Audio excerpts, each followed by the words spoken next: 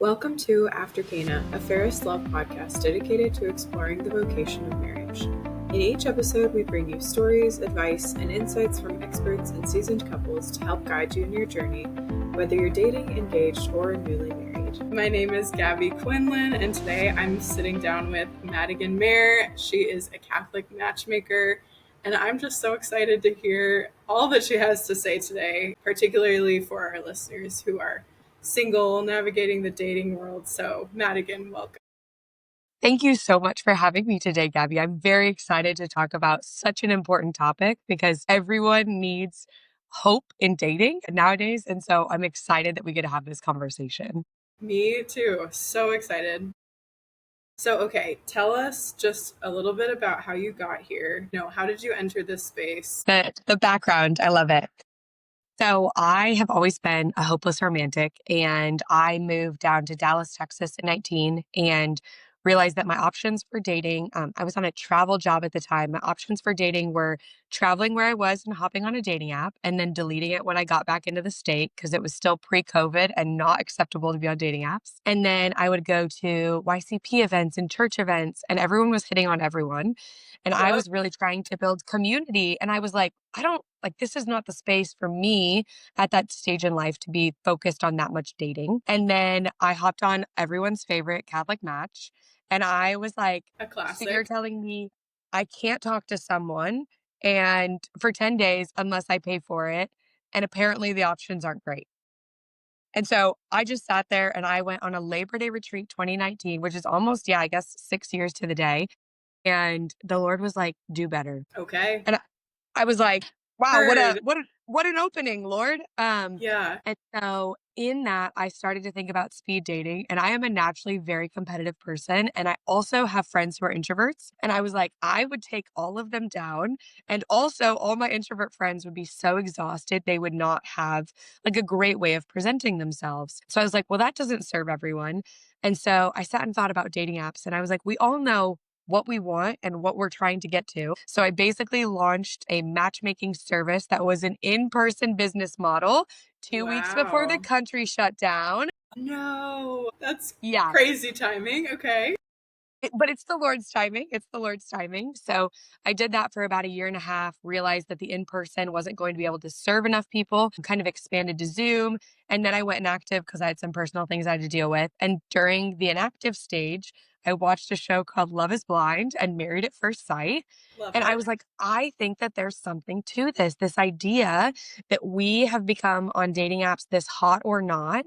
And so I created a matchmaking service that was based around having a phone call before you ever saw a photo of a person to try and get back to the humanity that exists with individuals in dating. I love that. My gosh, that's such a good idea. I love it. Is that still the model that you follow? Phone call Currently it first? is. Okay. Currently it is. Yeah. So Nice. the way that we word it is that there's conversational chemistry and then physical attraction. So basically, if you have a good phone call, you can then choose to see a photo or not. I know this is not very common for most matchmakers, but really in the midst of like treating people less like human on these apps, I was trying to find a way to really get down to I've talked to so many couples, right? You're going to have to talk for the rest of your life. But sadly, I don't think I'm going to look the same way that I do at 30 as I am at 60. Very And so true.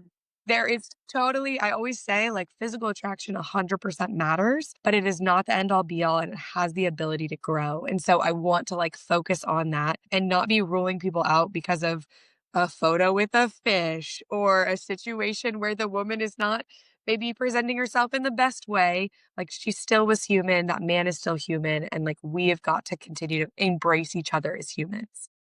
I love that. I think, yeah, I briefly went on dating apps during COVID because I was super bored and my friends all were like, let's just get whatever and just see what's up. And it really makes you think about people in such a like commoditized, it's a yes or no. It's like, ooh, yikes. This person is not tall enough, or this person again has a photo with the fish. Like it makes you think about people in a really objective way that's not good. So It, yeah. And with men, when the lawsuits were coming out about the dating apps, it was like gambling to them. Like you couldn't stop, you didn't know when to stop. And so if you're treating every single person, if I'm treating Gabby as "Oh, I can have Gabby or I can have 1,000 other options, when do I stop and look at Gabby as a Right. human, as a soul, as like all of these things when I just have so many options at my fingertips? So I don't think that dating apps are like truly impossible, but I think that they humanize like what we're trying to accomplish when we're looking at like a lasting marriage. Yeah, I could not agree more. So, okay, so for a lot of people, they probably haven't considered matchmaking as like a an option these days. It's obviously an ancient practice. Like it's been done for thousands and thousands of years. I know like my great grandparents were in arranged marriage from Lebanon, sent over to the US. They were very in love. It worked out great, lots of kids and grandkids, but I don't think people necessarily consider it like one of their options when they think about dating and like that tricky just the tricky world of finding someone to be with. So why should people consider this? What is the value of it? You've obviously talked a little bit about how it's countercultural to the dating app scene. But why do you think people should look at matchmaking as like a viable option for them? Yeah. So what's interesting is that matchmakers are almost like a hidden underground market. I was at the matchmakers conference earlier this year with over 100 matchmakers in a room. And again, everyone thinks like we don't exist. The reality of a matchmaker nowadays is that the beauty is that they're usually confidential, which means that they protect both parties so that we can really get to know your hopes and dreams. So there are people who tell me their, deepest, darkest fears, their dreams for marriage, their hopes for kids. Like I have very, very intimate information, which is why we act so confidential and most people don't know that we exist. The other piece that I found is that most of them are quite expensive. And so one of the things that was always really important to me and still to this day when I was at the matchmakers conference was that there are a lot of people who don't believe that they can afford a matchmaker and I truly see. can't, right? Especially in our Catholic space. Like you talk about a teacher or someone who's serving our church. Maybe you're talking about someone who wants to be a stay at home mom and is kind of living their life around that. I promise you that they don't have $35,000 just sitting in their bank account. I promise you, I don't Right. have $35,000 sitting in my bank account. Same. Yeah. And so one of the things that I wanted to make sure is that there was an accessible price point for all Catholics. That's another piece of what I focus on is trying to give you an affordable price point depending upon what you're looking for. And then like the beauty of the ancient tradition that is not stated enough, we were passing down culture. Like you got a Jewish matchmaker to be with other Jewish people. And like Right. the beauty of Catholicism is we're passing on years of tradition and culture and history. And if we aren't looking at other Catholics, we start to look elsewhere and that becomes kind of the deterioration of our church. If we can go back to like the beauty of our culture, I fundamentally believe we can rebuild the church through healthy, authentic marriages. Like Amen. build the church. And so that's where I get really passionate about what matchmaking is and what it has the ability to do because it was literally passing down culture. Like that's what I want to be able to do. That is so beautiful. And I've never thought of it in that way. And we do have such a rich tradition, and there's so many layers and so much depth. But because it's not like a cultural identity, or it's not like a racial identity or a country national identity, we can kind of lose sight of that. But it is just as, written into the fabric of our being as those other things are. So I think that's such a beautiful way to talk about it and think about it. So you said a little bit about your process, but what does like the whole matchmaking like intro to getting set up, like what does all of that look like from the time like people find you, for example, or another Yeah. matchmaker? Yeah. So I can kind of speak to it from my perspective and then what I've learned from the matchmaking industry as a whole. So the matchmaking industry, we use kind of different wording. We basically have what's called a database. And so in your database, that is essentially your group of willing men and women who are open to dating. So a lot of the times people will focus on like building up their database or kind of like having a pool of people. So your connections, your contacts, that sort of thing, your little black book, if you will.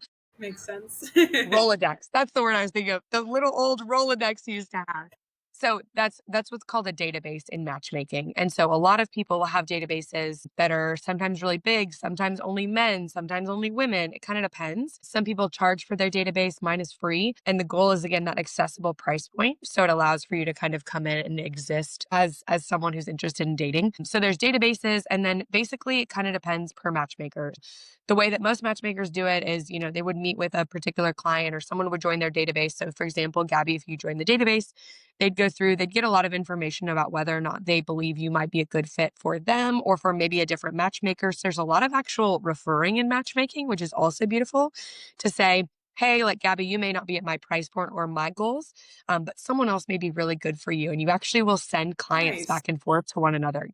I So love that. very collaborative environment that no one would have thought, because I guess the founder of kind of the Matchmaking Institute, originally it was very like, my clients, your clients, but her whole goal was to like make it more collaborative. So there are matchmakers who are willing to work with other matchmakers, which is great.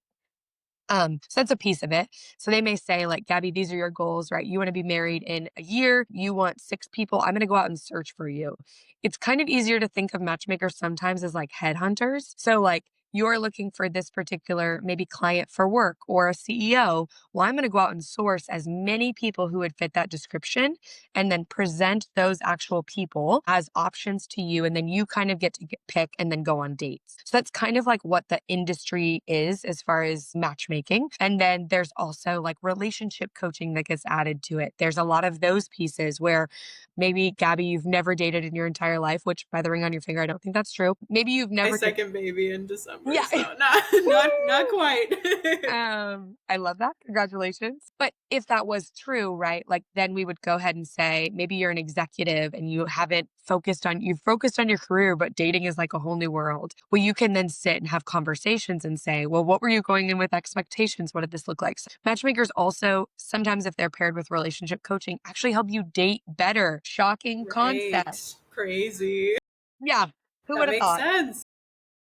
So that's kind of like industry specific. Mine, I kind of operate on kind of 3 different parts. So I have my database, I've got a subscription base, which is kind of this mid-range affordable option that exists. And then I also have added in the headhunting after going to the Matchmaking Institute. So kind of depends on your expectations of me, but then also, like I said, utilizing the database, focusing on that is really where matchmakers are different. And then instead of a dating app, I don't have, do you prefer tacos or margaritas? I have like, tell me your goals, tell me your dreams, tell me your values, right? Like I can do a lot more of Yeah. goals or values based matching to really get you down to the kind and type of person that you're looking for. Very cool. I love that. So when someone comes to you, what are some of like the common pain points or the things they've been going through that lead them to want to try this as their option? Yeah, that's a great question. Part of it is the people who find me, some of them, it's kind of this, I don't want to do dating apps. I'm not meeting people in person. There's got to be a middle ground. So I think some people do start to go like, what did we used to do? Like, well, we had a matchmaker. I think some people, they're so fed up with the dating apps because they're not seeing success. And so they're like, well, let's try all of our options, right? Someone said it best. You can never have too many tools in the toolbox. So true. I never know if I'm going to need a wrench or a screw or a hammer to get done what I'm trying to build, right? And so what it does is it gives you this ability to say, I may meet someone on a dating app. That's great. I also may meet someone as a matchmaker. That's great. I hope and pray you meet someone in real life too. Like don't shut off all options. Don't put all of your eggs in one basket. Like diversify what you're looking for. People who work with me specifically, right? They're only Catholic. They know that I'm going to someone who's going to set them up with other Catholics who also value the human person. And so kind of like that values-based alignment exists already. And then the things that you kind of see with people who come in, for my women, it's a lot of, sometimes it's hopelessness. And that's like the really, really sad thing. Those stories like touch my heart so deeply because when we live in a world without hope, it like takes away the ability of Jesus Christ, right? It's like we are a hopeful people. We know that. So when you get to that point, it sometimes can be really hard to hear these stories and like want to sit in that thing. that like hurt with them. And then also go like, I am also not Jesus, which means that I cannot just like make a man or a woman appear. Like I wish I could. If I could, I would do it. You'd be the best matchmaker Yeah, in the exactly. world. Yeah. Lord, I'm still hoping that you can come through with me for that. But so yeah, so that's a piece of it. And then the men, sometimes what I've been finding a lot of is I have focused my career. I'm ready to provide. And then I'm at a place where now I want to be able to give kids, but maybe I don't know how to date or I haven't focused on this in a lot of ways. And then sometimes I'm a little bit older and I'm also still wanting someone who's really young and trying to figure out how we present them in such a way on both sides to make it so that the older men are attractive to the younger women and like kind of trying to be honest with expectations. So I would say that that's kind of what I see. So women, it sometimes is more of like this hopeless, and men is like, I don't have the time. I don't have the ability to prioritize this. You can probably help me get here quicker. And so I'm going to kind of focus on you as an option. And so that's kind Yeah. of what I've seen. Okay. Yeah, that makes sense. And then when those people come to you, do they have like their set parameters usually like ready for you? Like, do they have their list of boxes to check off, or are they kind of like, I'm hopeless, you just do what you think based on my goals and whatever? Yeah. The good news, praise God, is that I actually find very, very confident men and women is what I've Very seen. cool. So I've actually found that in these profiles, let me put it this way, you cannot fill out my profile well if you don't know yourself. So for me, it's very helpful because I'm getting, right, Gabby, you may come to me and you may say, like, I am really looking for a man who wants to pray a rosary with me. I'm looking for a man who does these things. That knowledge of self is a lot of what I get to see. And so it's very helpful for me to go, oh, the parameters are not height and weight. The parameters are more like, do they love their family? Like, are they willing to provide and care for me? Like, I want someone who's willing to have kids. And I get to read through those stories and then also realize for me how aligned a lot of people are. Because I think so often some of that hopelessness comes from no one wants the same things as me. And that's not possible. Right. And you go, I read these profiles and I'm like, well, you guys absolutely most of you, obviously there's exceptions to every rule, but most of you want the same thing. It's just finding the flavor that works for you. And that's the beautiful thing that exists. So I wouldn't say I get a lot of desperation. That's not true. I think I get more of like, I'm confident in who I am and what I'm looking for. I bet you can help me because you also have similar people. Yeah, that makes sense. That's really good. I'm sure it's also, I mean, we talk about this a lot on the show of like the confidence and the knowing yourself and the knowing your own values is what part of what makes you so appealing or attractive to other people. So someone who's really insecure or like uncertain about who they are probably has more trouble dating. So I'm sure that's helpful that the people who come to you kind of have that identity part figured out and they just are trying to connect with other people who have that figured out as well. So that's very cool. So you kind of mentioned like relationship coaching and like counseling people a little bit in the process. How do faith and discernment kind of play a role in how you speak with your clients? I'm sure it's at the center of most things just because everyone's Catholic who comes to you, but talk me through that a little bit. Yeah, so the Lord is so good. I can talk through like different scenarios where it happened even yesterday. It's happened on different calls. Yesterday, for example, and again, we act like counselors, so we're very much like HIPAA, so I can never give you any identifying information. But I was on the phone with someone at one point. I'll kind of speak in generalities, right? But then also what it looks Sure. like. But so there were like two different instances. One was like a little bit ago, and I was looking for a man for a particular woman, and I had asked a man a question about, tell me about, are you strong? And they specifically said, I am a quiet leader. And I remember being like, that's a really strong like sentence, right? So I remember in my notes, I was like, all right, quiet leader. And we were just having a regular call. And then it was not even 2 months later, I get a signed up profile that said, I'm looking for a quiet leader. Oh And I my just went, gosh. I had asked that question for someone else, for potentially for him, right? I was not asking for this person, and then it came in, it was like, "This is the person." They didn't end up working out, which always breaks my heart, and so that's why I'm always like, "Lord, what the heck?" But I'm just that facilitator. But even yesterday, I was on a call with someone, this beautiful woman, and one of the things I had asked was about her family, and I have never gone that deep. Like, the questions that come up, not never, the questions that come up, I just kind of went, "Can you explain to me more about this?" And she immediately broke out in tears. Oh my And she was gosh. like, "This is something very active and real for me right now." And I was like, I did not know that. I've never asked that question. And I was sitting here, the room that I'm in right now is my friend's room, and there's a crucifix. And I just like looked up at the crucifix and I was like, even if I am not your matchmaker, I needed to hear this woman's story, right? Like, and I can Right. easily separate and just see that like the faith and discernment exists in all of that.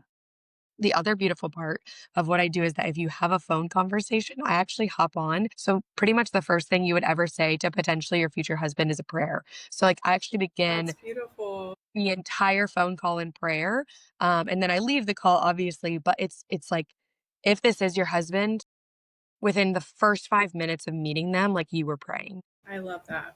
Wow. You could, those are stories you could eventually tell your grandkid, like, "This matchmaker was like, let's hop on a call." And I was like, "This is weird." And then she began us in prayer and all of these things. Right. And so, anyway, just such a beautiful opportunity. And I truly just have to be an instrument of the Lord. One of the things that's so common in the industry is to ask about success. And I think the reality is, I always have to remind myself the only thing that I am doing is like the hammer to the nail. I'm trying to get two people together. They have to have the relationship. They have to do all of those pieces. And so I just get to be like one beautiful part in their story that exists. And Yeah. so, yeah, Wow. I love it. I mean, I the way you talk about it, it sounds like it's a real ministry for you. Like it's not it's more than a career, which is really beautiful. And I think we should all view our work in that way. 100%. Okay, so when you're matching people, when you're looking through your Rolodex, so to speak, what do you view as most important in terms of faith, values, qualities? Obviously, faith is huge, but when you're seeing if two people are compatible and they have a lot of like common ground already, what are the things that stick out that make you say, I think this could be interesting to see these people together?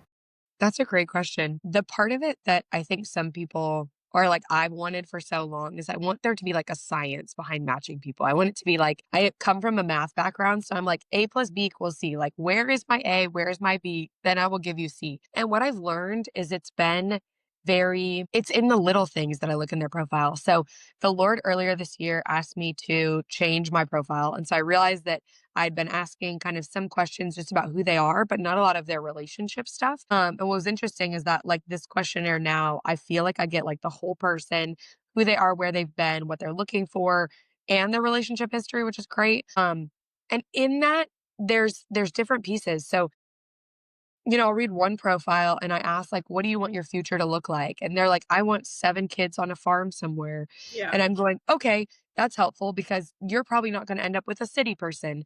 I do usually start with, I ask, like, so what are your 3 top values? So when you are going down to like what this looks like, I am looking for loyal, kind, and financially stable. Cool. Like, if someone else has those same 3 values, that's kind of where I start my search. But kindness is kind of a hard value to quantify or to find in a totally. profile, right? Like you always want to hope someone is kind. So if there's anything in their values, that's kind of how I start. And then kind of from there, I'll look at,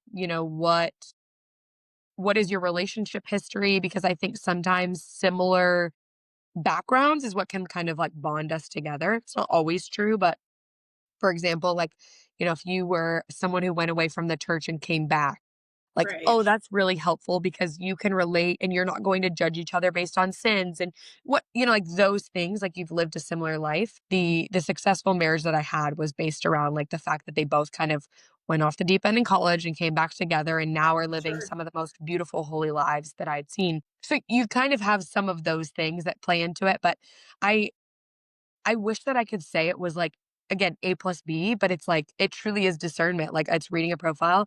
The other thing that I had learned years ago from my friend who was a psychologist is that most relationships usually have 2 deal breakers, and it's in those deal breakers that you learn to compromise together. So I also, when I'm looking at profiles, I'm like, "What are you 2 gonna fight about?" That's Honest helpful. Yeah. honest to goodness, like, I don't know about you if you're married, right? Yes. Did you get along on literally everything, or, like, were there, No. like, 2 big Oh, things that you yeah. had to be like, "I gotta come to the table, and you gotta come to the table?" Yeah. I mean, I can't think of them off the top of my head, but there were definitely things early on that we were like butting heads on. And eventually we are very compatible in that we even each other out. I'm a little bit more relaxed, he's a little more intense, but we're both very passionate. You know, those things helped us come together and made us love each other even more in the end. I Because agree. you're human. Yeah, right. What? Yeah, and we both have a different experience. Even if we have a very similar background, it's everyone has a different lived experience, obviously. So, yeah, I think that's so good. What are some people's like? What are some common deal breakers that people bring to you? Ooh, this is a I'm really great curious about question. this.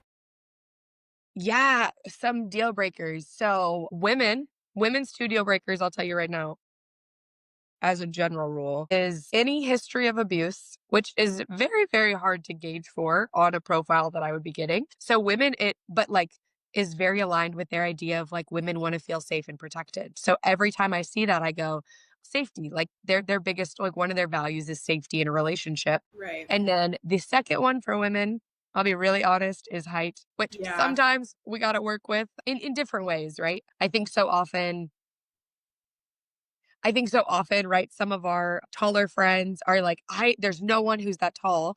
I recently am doing a conference and we had, I think, over of the 100 men who signed up, over 30 were over 6 foot. I was like, so that's not true, right? So like Yeah. there's things where it's like maybe you're just not, I don't know, in the right part of the country or whatever it is, right? Whatever the situation may be. So I think for women it's that. And for men, it is typically younger than them and wants to stay home.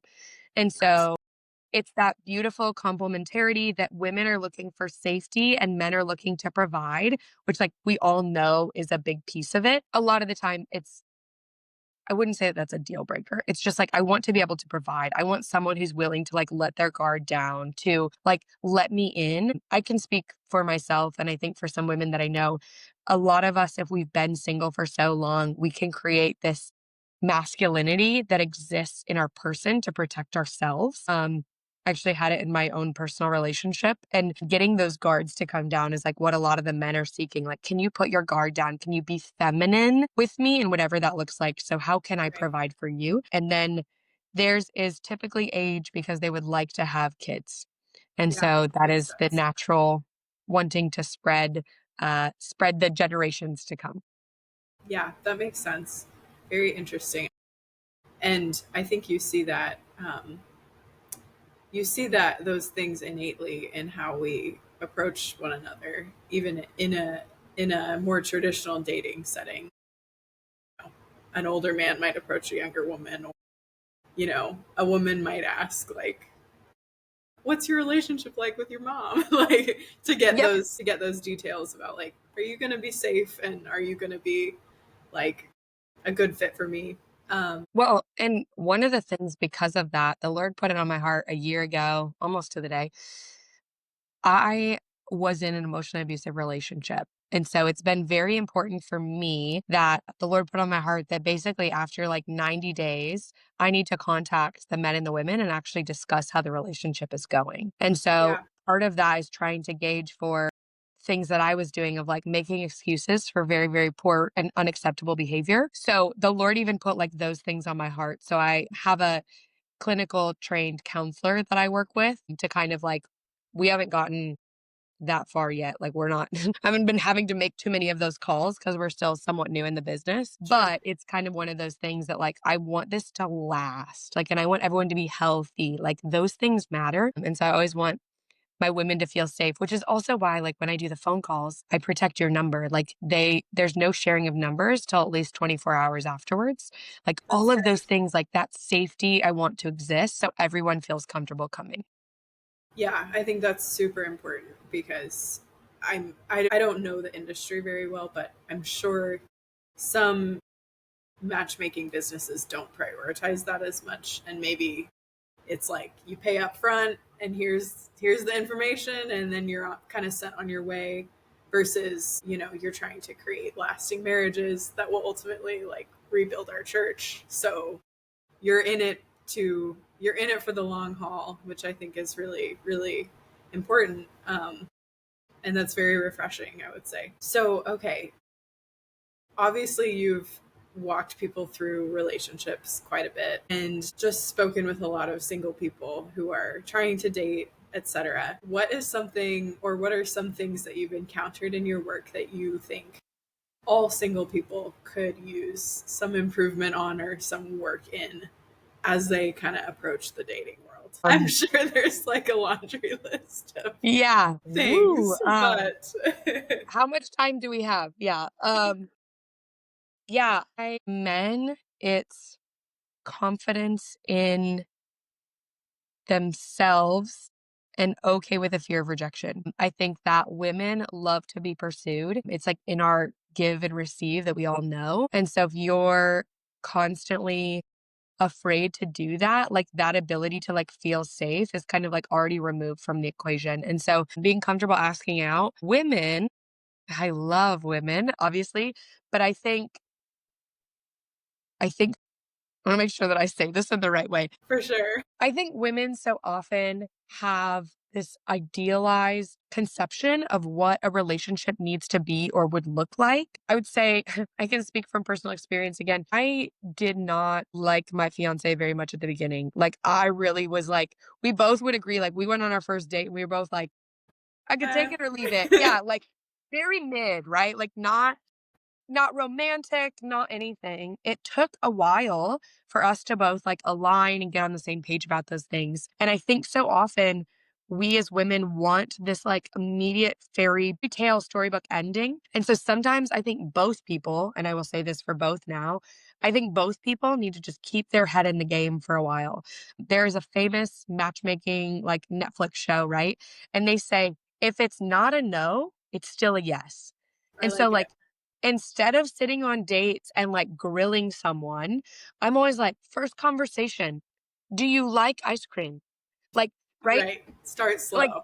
tell me about why you got into your career, not an interview, but like, you can get some values out of these people by just asking more simple questions and then taking the time to say, I went on a date and I enjoyed the food and conversation. And I didn't leave and say, "Is that my husband? Is that my wife?" I just left and said, "I could do that again." Right. Great.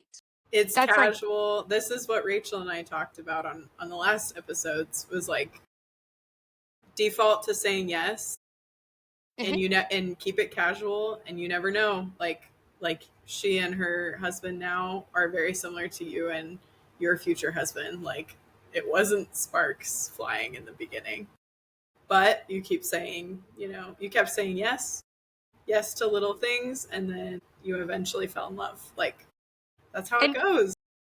I think it's worth noting in that that doesn't mean that I settled in anything. That Right, actually right. it's not like Madigan was just like, "Nah, that's okay. I'm gonna settle for average." Like that's like the farthest thing from what I'm saying. Yeah. Being so close to marriage, like if anyone is listening, I can tell you that I have found the most incredible man, but part of that was just being patient. Part of that was like early on, like I said, having conversations. He very early on, he called me out for my masculinity, truly. Wow, yeah. But we had honest conversations and I said, "Oh, can I like let a guard down on my date with this guy?" I just think someone recently said, "I felt like I was being cross-examined on a date." And I was like, Yikes. that's awful. Like, Yeah. no one wants that. And I think sometimes I tend to hear that women are doing that more than the men are. And so I Mhm. just like want us all to like re-level the playing field. Let's talk about our day. Let's talk about our life. Like, we're not talking about future and kids right off the bat. Yeah. So, Everyone chill a little bit. Yeah, take a beat. It doesn't have to be, you know, that serious right away. For sure. And like, and this is another thing. I've talked about this with multiple guests that we've had on, but relationships should, be a progression. Like, you don't meet someone and then immediately spill your guts to them about, whatever, you name it. Even with a friendship, first you like hang out and chit chat, you grab coffee, you go shopping, and then you might talk about like growing up was really hard because of this. And then, it doesn't just happen all off the bat typically. And So it's why not healthy to expect that in a romantic relationship either. and why we feel the need for that. I mean, it Right. truly has become like, well, if I've got to get through 1,000 options on a dating app, I better like meet with Gabby and go, tell me about your trauma, your baggage, and like your social security. And Yeah, then I can make a exactly. decision. Like, hold on a second. Like, you've got a month, just spend it with Gabby. Like, that's all you got to do. Yeah, 100%. It's crazy. So I like the way your approach works a lot. I think it combats that quite a bit. Okay, so this is an interesting one too that I'm very curious to hear what you have to say. So what are three things you wish every Catholic single would do before reaching out to a matchmaker? Great question. One, you need to like ask, if you're a man, you need to ask one person out in person.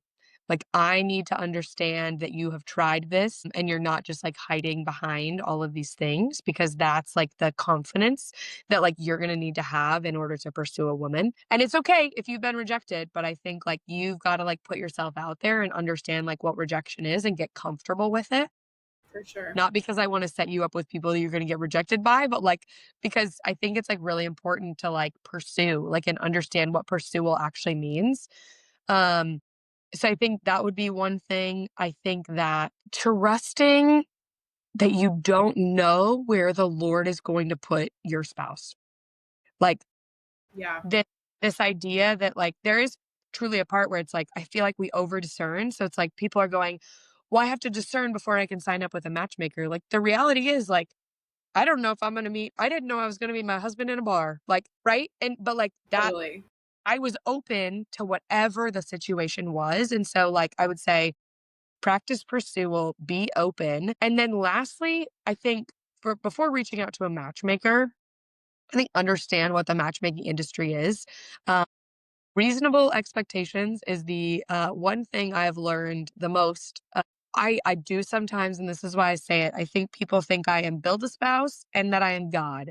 And so I have to be very honest about the time that it takes to match someone, and also the fact that you're getting a real human being who is imperfect and has flaws. I think sometimes are just, yeah, like reasonable expectations. So I would say is the third one of just, yeah, I've got people who have signed up and they're like, "Did you find my husband?" And I'm like, "It has been a day. And to Gosh. be honest, I have not even read your profile yet. Like, we're still, processing through others, or I'm on Yeah. sales calls or whatever it is." Like, there's a lot of things that go into matchmaking that exist. And then if you're like, I want great people, like I have to build out the network too. So anyway.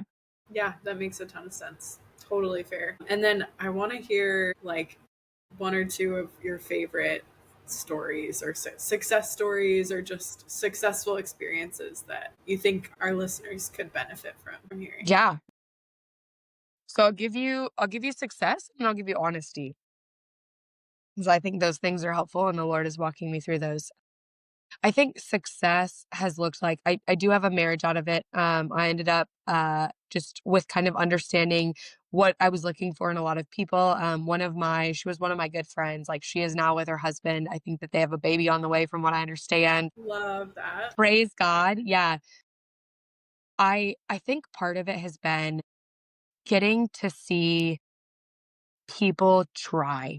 And what I mean when I say that is a lot of the men, I think, right, have been trained that like it has to be physical. Some of the success has come from men who are like, I actually don't need to see a photo. Like, I had such a good conversation.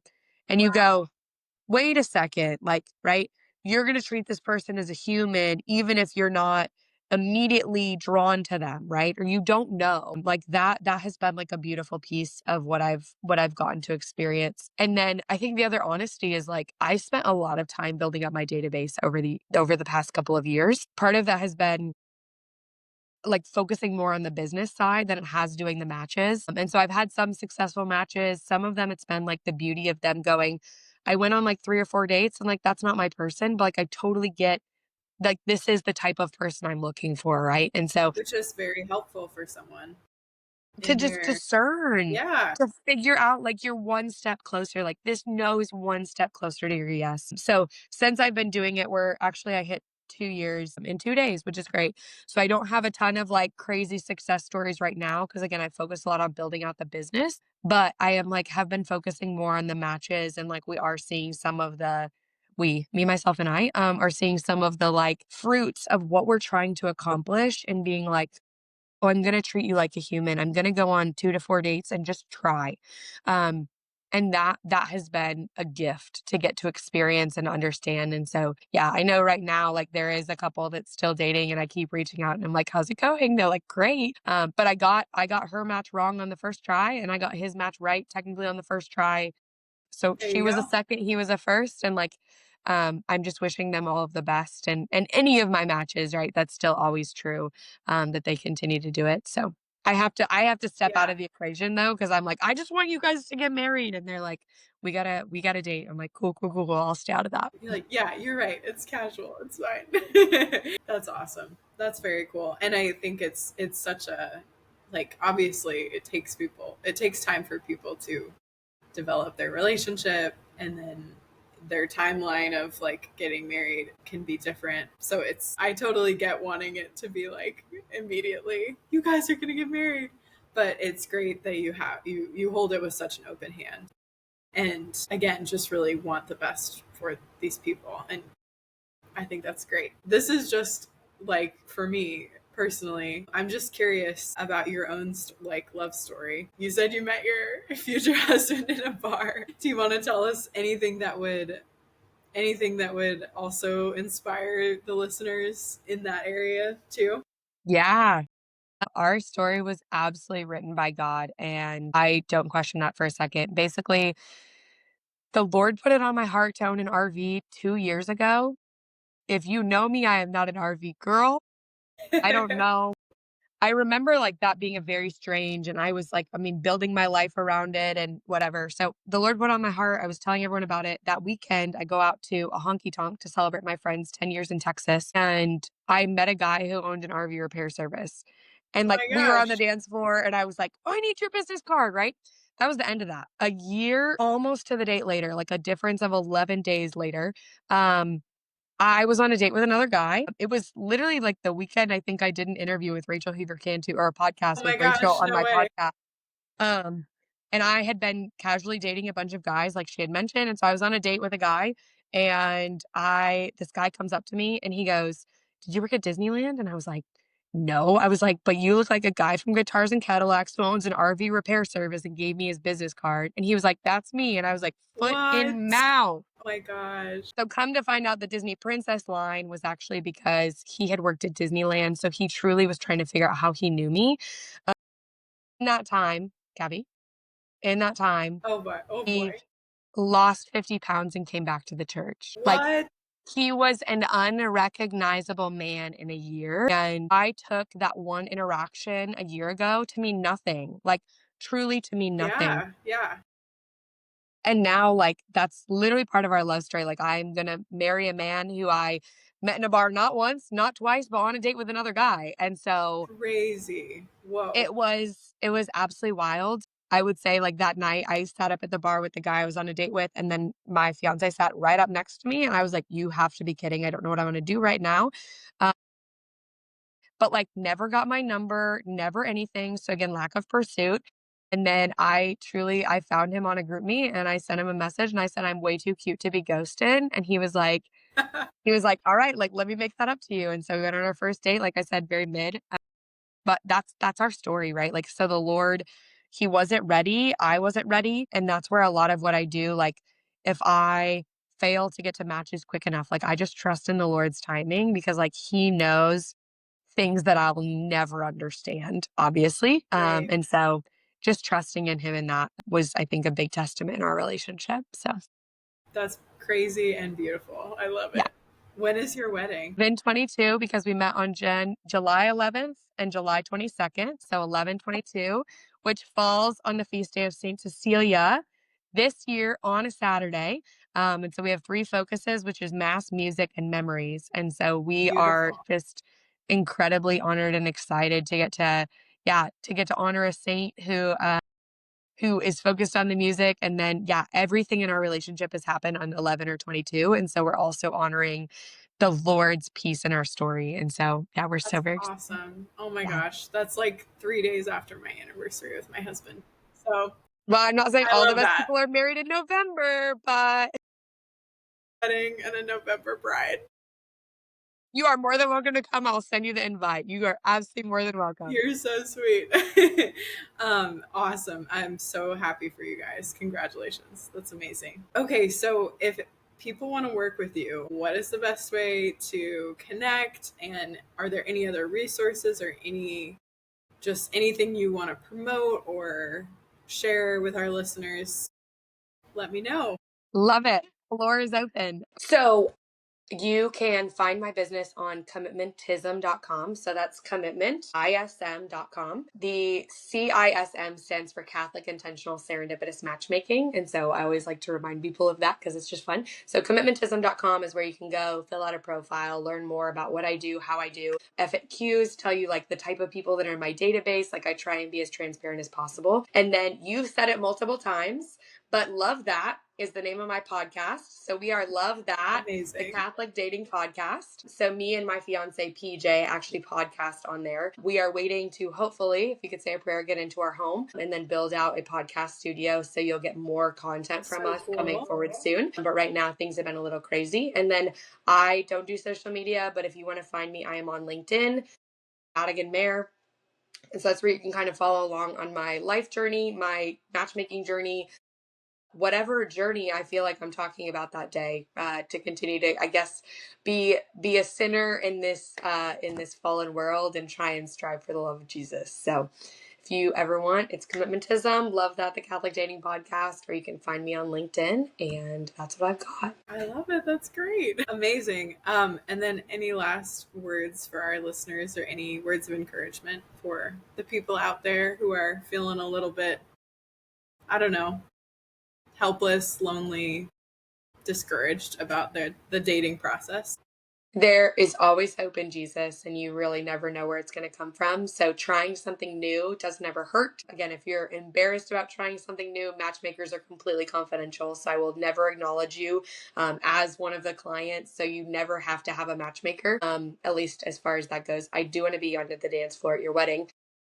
But also, yeah, just remembering that like there is hope and like good people exist. Like I get to read profiles about them all day. Men, women, tall, short, like every bit of them. I promise you that they exist.